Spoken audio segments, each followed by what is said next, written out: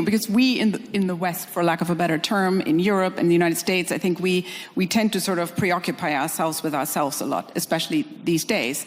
And I think, all the middle powers that are increasingly important, especially in our foreign policy, in the various conflicts that we're involved in, for better or for worse, I think they have their own views of what systems work and what don't.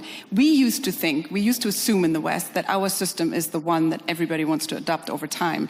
So I guess the question to you, India, of course, being the largest democracy in the world, is your sense among your counterparts in, again, for lack of a better term, the global South, that democracy is still a system people aspire to, countries aspire to, or are there now powerful alternatives, such as the Chinese model,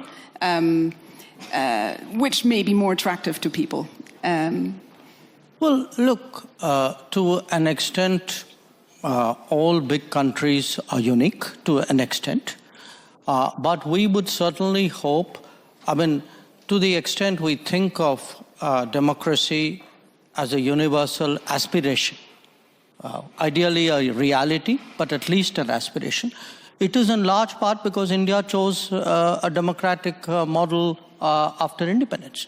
And it chose a democratic model because we had fundamentally a consultative, pluralistic society.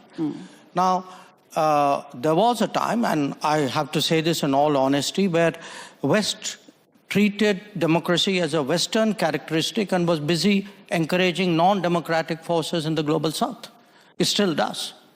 In many cases, I can point to some very recent ones, where actually everything that you say you value at home, you don't practice abroad.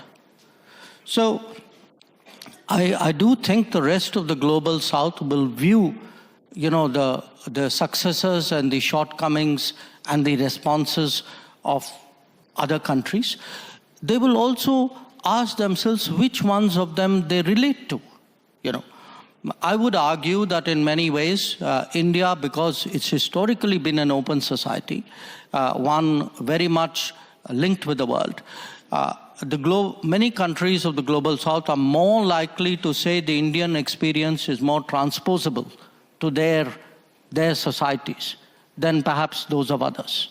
So I do think in our progress as a democracy, the fact that, for all the challenges that we've had, even at a low income, we have stayed true to the democratic model, which is almost, if you look at our part of the world, we're pretty much the only country that has done that.